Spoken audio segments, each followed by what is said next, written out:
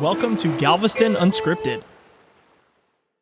Hello, and welcome to another episode of Galveston Unscripted. Did you know that Galveston had the first paid fire department in the state of Texas? And shortly after the paid fire department was founded, Galveston had one of its largest fires in 1885. This fire destroyed over 40 city blocks, and we now know it as the Great Fire of 1885. Before fire prevention techniques and technologies were as widespread and commonplace as they are today, a single candlestick, cigar, match, or unattended cooktop could rapidly transform a building, a block, a neighborhood, or even an entire city to a smoldering pile of rubble, leaving families, businesses, and the community to pick up the pieces and start over. Fires have destroyed cities all over the world.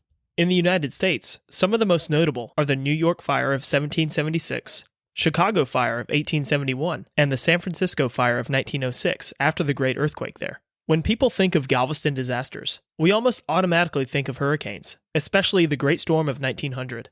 But this city on a sandbar has dealt with an unbelievable amount of disaster in the form of fire, beginning with the infamous John Lafitte, as he burned his pirate kingdom as he sailed away from Galveston in 1821. I sit down with James Anderson to discuss his book, Galveston Burning, A History of the Fire Department and Major Conflagrations. We discuss the history of the fire department, major infernos on the island, general Galveston history, and other major events that he covers in detail in his new book, Galveston Burning. Let's jump right into this conversation with James Anderson, author of Galveston Burning.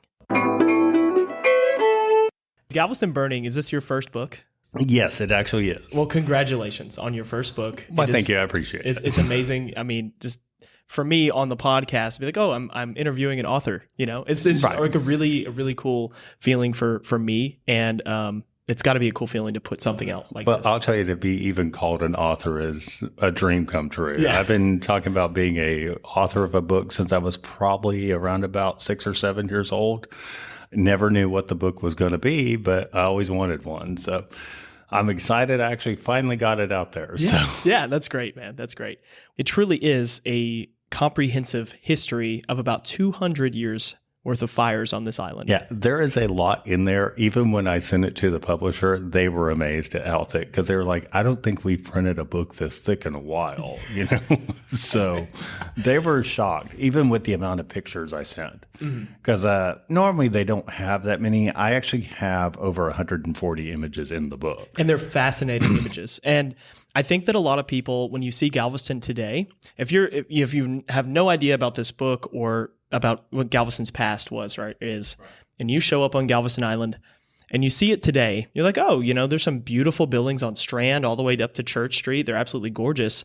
But then some of the photos in your book, you see where there was a building or an entire block burnt down, and then the backdrop is a huge city, and you wouldn't recognize it as Galveston today, because, you know, in the mid 1800s to 1900 or so, it was a glorious, thriving city. Well, and what I always try to tell people too, especially when I'm giving my tours, a lot of people don't realize that a lot of the industries that fuel Galveston are gone.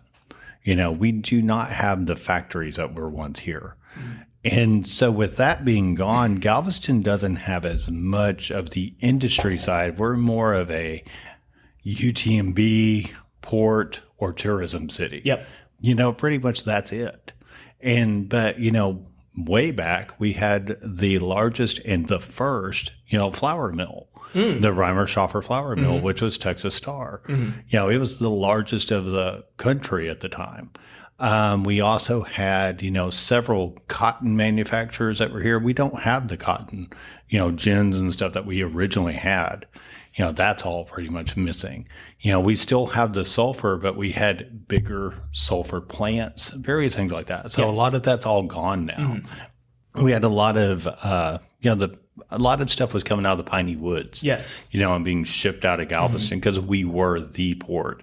So a lot of stuff is coming our way. And so, you know, we had that industry, but a lot of that industry is not needed anymore. So it just kind of falls by the wayside. And so a lot of people don't realize by the 50s, we pretty much had lost most of that. From like 1950 to the 1990s or so, it was in a huge state of decline, right? Oh, yeah. This detrimental state. And it's really started to come back with like tourism as Houston was expanding. With your book, showing how resilient the city is, not just the 1900 storm, but with as many fires and destructive events that there have been with this city, the people of Galveston always keep coming back and just keep fighting and rebuilding. The one thing I learned about Galveston is there is definitely a resilient spirit here. No matter what would happen, they would always say, we can build back, and they did come back with a lot of various, either bigger and better, or it was a new type of, spirit, or a new type of building or business, whatever. You kind of learn that. Mm-hmm. And so as you kind of study Galveston, you start realizing that Galveston kept growing and changing. It was meeting the environment. It was meeting what was happening, and of course you had the entrepreneurs here that kind of saw, what was needed, and they just kind of filled a niche. It's kind of like here at Galveston, you'll learn that there are so many niches of books. I mean, we have a ton of authors on this island. Mm-hmm. Some of them are not even very well known, but they have put some amazing books out there. Mm-hmm. And every one of these authors fill a niche of Galveston. And even with every book that's been published, there are still parts of Galveston history that have not been touched. Absolutely. Yeah. And so, that's what I love about Galveston is every time you turn around, there's something new to learn. Well, I mean, maybe that's one of your irons in the fire, right? That could be. It could be. Know. Yeah, we're not going to reveal it just yet. But Don't worry. I don't even know it yet. Okay. So there's nothing you could reveal yet. So we touched on it a little bit, but what gave you the idea? What was the initial push to write this book? It's kind of funny because remember I told you I did ghost tours. Mm-hmm. My boss was Dash Beardsley, kind of the first ghost man of Galveston type thing. And we used to talk about, what our tour entailed. And as a kid, I was always interested in fires and stuff. And so I remember we would talk about the fires of Galveston. That's how we referred to it. Mm-hmm. We never went into detail. Well, I kept asking him, which fires are we referring to? Because I wanted to know. I didn't know about Rosenberg and, on the newspaper archive and all this stuff where I could find out a lot. So we were talking about a fire, and I already knew about the Great Fire of 1885. Mm-hmm. So I was like, oh, well, is it the Great Fire of 1885? And he goes, no, that's a different fire. And I said, well, okay, well, is it the 42 block fire? And he's like, no, that's a different fire. So as I'm doing my research, I find out the Great Fire of 1885 and the 42 block fire were the same exact fire. And, we kept kind of hemming and hawing over it for a while, but I finally realized we were actually both right about what fire it was. Mm-hmm. And so that's kind of where the initial start for the book began, because I wanted to find out who was right. Yes. And of course, as you're reading that one, you find out there's a lot more. And I will tell you, the history of the fire department was actually added. I wrote it, but the publisher said, hey, why don't you include that in the book as well? Yeah. It's already had the notes there, but I'm thinking, okay, you're telling me don't make it too thick. So I'm trying to figure out what not. And he says, no, go ahead and include that. That's important. Yeah. So, of course, got the fire department in there. And Great. I sent it in. The book officially was over 44,000 words. It's like a dictionary. Yeah, I kind of had to cut a few things just to make it fit the time frame, but there was quite a bit in there. It's amazing that you've even cut anything out of it, because it is comprehensive. So where did you gather all the information for this? Because you have fire, the block, you have insurance information, you have everything included on these things. Well, I'm going to tell you the best thing to do is go to Rosenberg. Mm-hmm. They have a very comprehensive collection of stuff, but they're not the only place. Mm-hmm. The bulk of the book actually probably came from Newspaper Archive. Okay. Just literally, searching for fires. Now, I'm going to tell you, be careful just putting the word fire in Galveston. You will come up over 1 million hits. Yeah. And of course, our warehouse fire that just happened last Sunday. Yeah. So, it's like every time you turn around, there's a fire. But see, you'll notice as you look at the book, the 1860s are not overly covered. Mm-hmm. Part of the reason for that, just studying the 1860s, if you put the word fire in there, it talked about every type of fire from, the city was fired upon, or Charleston is on fire, or, you name it. There was not just comprehensive. So trying to narrow it down was not easy. I kind of started creating a list of terms to look for, which would help to narrow it down. So there's about 30 words. I figured, okay, if I put every one of these words in, I might find Galveston. Wow. And it was still wading through that to find goodness. just Galveston. So how long did this take you? From official thinking about it to publishing 5 years. Oh, wow. But actually focusing and writing 2 years. Okay, gotcha. Quite a journey. Yeah, it's been a fun journey. That's why I said the books that are in the process have been in the process about the same time this one started. So there's a lot of ideas out there, just trying to figure out which one I'm further along to start writing the next one. Oh, so. Yeah. Well, one thing I learned, I learned a couple things, but two notable things I learned is that there were actual fire watch stations or towers, yes, all along the island, and the amount of volunteer fire departments that started up and then just kind of fizzled out over time. Yeah, Washington was the original. You know, they kind of got started. And the thing with the volunteer fire department was there was actually segments of the fire department, you know, because you had the hook and ladder company, you had the hose men, you know, you had the actually the engine men. So they weren't all, you know, like one department was going to cover the fire. You had several groups because, you know, the axemen are going to go in, they're going to start pulling away the embers and stuff. They're going to try to figure out where the fire is at. You know, the hosemen are trying to, you know, wet the fire down, you know, so you had all these men that were trying to, you know, take care of the fire. So you would have 3 and 4 different divisions come in to take care of one fire, but also it's still volunteer. Yes. So, you know, a lot of times we didn't have enough people, and sometimes they would literally just grab you out the street and say, you know, I need you to aim a hose at that or go get a bucket or something, you know. Yes. And a lot of times these fires were just somebody walked by and all of a sudden they saw smoke, you know, it's like, and so the fire tower, literally somebody would run to the fire tower and ring the bell to tell them, hey, there's a fire. You know, we didn't have an actual system well into the 1880s. So from the 1840s up until the 1880s, about a 40-year span, we're losing buildings left and right because there's no way to really call the fire department in because the fire department didn't officially start till 1843. So from 1839 to 1843, the city of Galveston, really things are burning down and people are just grabbing buckets of water and trying to toss it on it, you know, to try to put it out, you know? Yeah, and I even saw that they would have, of course, it was before the island was elevated and the grade raising. So you would have, after a rainstorm, you'd have just puddles of water. And sometimes they get the bucket brigade and just go get brackish water and throw it on this fire. And what I thought was funny is when I was studying about it, I found that there was actually requirements that every house have a bucket in each room. So that way, you know, if a fire started, there's enough buckets. You know, and the buckets we think today, these were actually leather buckets that they had to have. Oh, wow. So they could go grab the water, come and toss it. And they would just grab men off the street. They would have a gentleman who would actually be, you know, the deputy. Yes. And he would just start rounding people up and say, okay, I need you to help me, you know, put this fire out. They were not firemen. You know, you're on the street walking by and now you're going to put out a fire, you know? So Galveston Fire Department was the first paid fire department in the state of Texas? Yes. Officially in 1885, they would get their start actually in September. Okay. It'd be like late October, early September when they would officially start. But they wouldn't get their first real fire as a paid department until November when the Great Fire hits. Well, what a fire to start off your entire career or the first fire department. Pretty much a baptism by fire. You know, they really didn't get much choice on that one. No, not at all. And I'm surprised they mentioned that in the fire department log.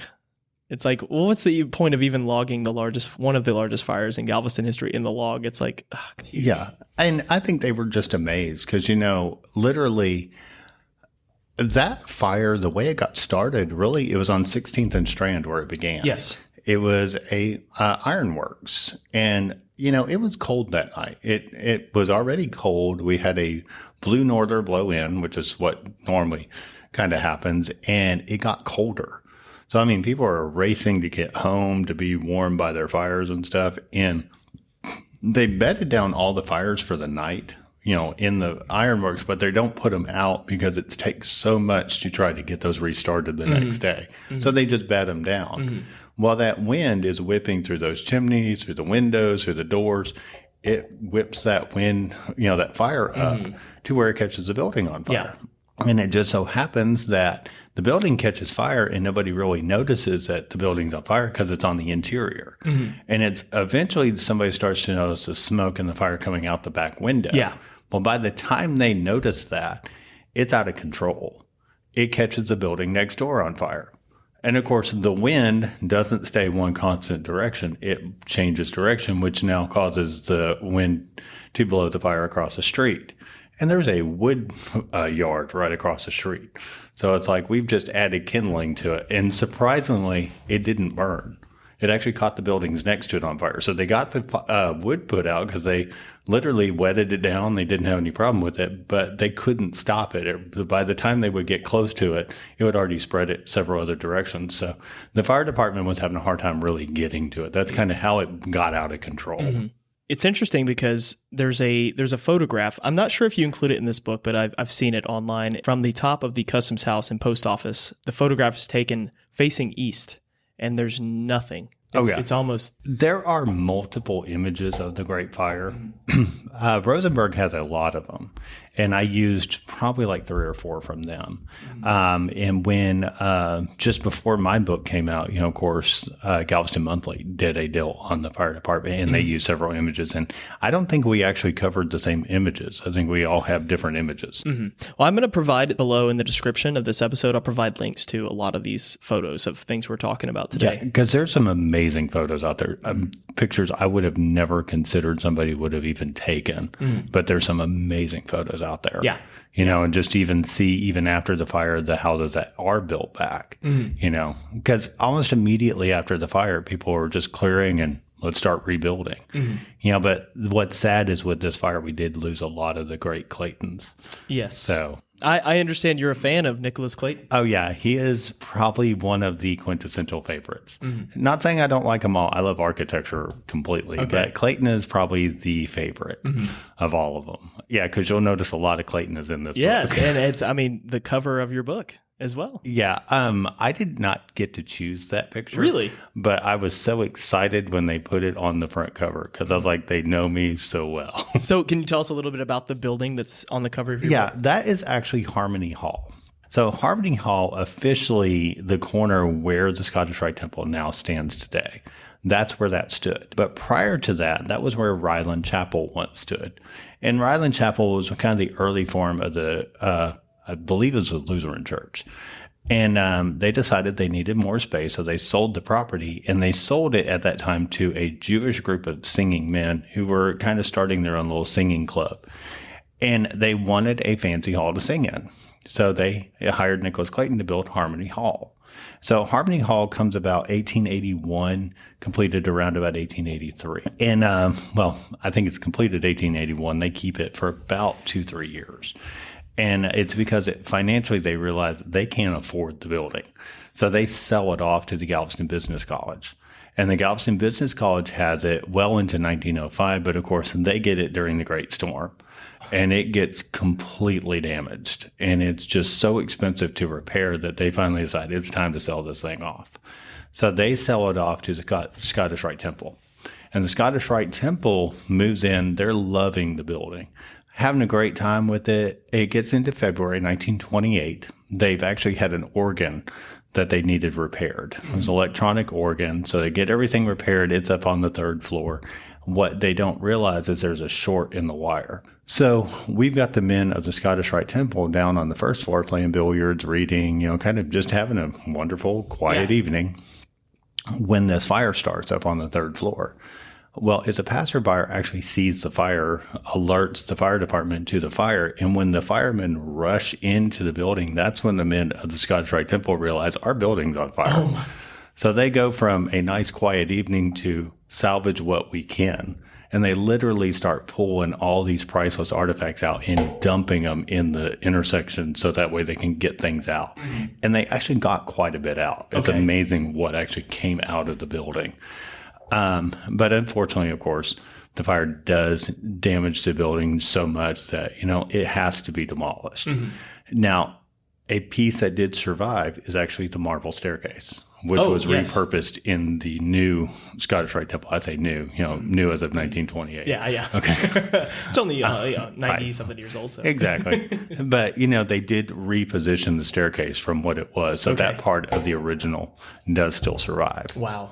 So it's one of my favorite buildings, but of course, it's hard to pick a favorite because I think the Beach Hotel is another favorite. Yeah, I was going to bring that up. I hate that it burned down, but it would have been destroyed anyway a couple years later. Right. And just to imagine something like that, as grand as that was, on a beach, Yes. That is our basically Hotel del Coronado, Mm-hmm. Yeah. If had it survived, we would have probably been excited to show that place off. Mm-hmm.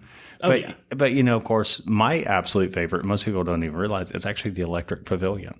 Oh, that's right. That was one of my absolute favorite ones. It's that stick style. I don't know what it is, but I've always loved that style of architecture. Yeah, there are a few in the East End Historic District that have a very similar look to the stick style. Quite a few homes over there, but there's something about it that just looks so, beachy and perfect. And it looks so flimsy, but you don't realize how structurally sound it is. It just looks like, a nice wind would blow that thing over, But it was just because it's made of wood. When I was reading it, I found out there was steel girders on the inside that really, kind of structurally made it sound. But then he had this veneer of this wood design around it that is what made it so light and airy. So, you kind of learn a lot when you start reading about these things. Yeah. And Clayton was one of those that he was very particular about the details. If it wasn't perfect, it didn't go on the building.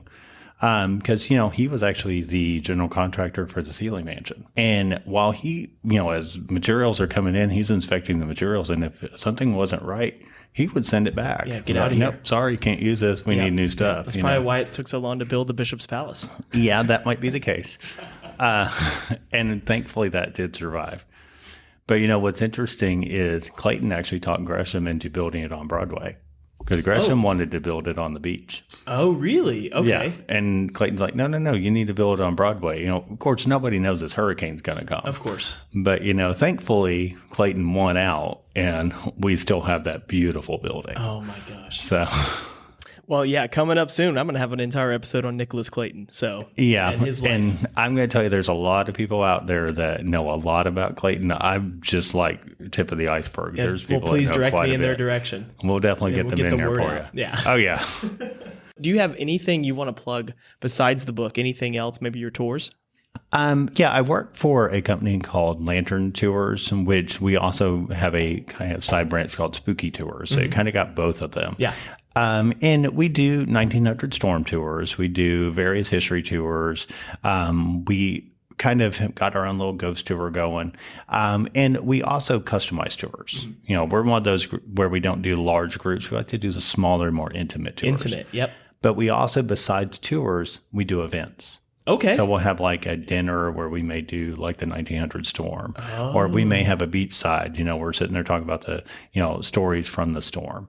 So, we kind of have various things that we do, and there's things in the works, of course, so that's coming up as well. So definitely be on the lookout. There is some new stuff coming. Love it, man. I love it. Well, that's great. Well, James, thank you so much for joining me today. Not a problem. You're very welcome. I really appreciate it. And thanks everybody for listening to Galveston Unscripted. I hope you enjoyed this conversation with James Anderson. Please check out the link in the episode description to purchase his book, Galveston Burning. If you learned anything or enjoyed this episode, please remember to rate, review, and subscribe to this podcast on whatever platform you consume it on. And if you haven't already, please follow us on social media. Just check out the social link below in the episode description. It is people like you who keep this podcast going and growing. Thank you for listening to Galveston Unscripted, and we'll see you next time. For historic resources or more information, check out the episode description.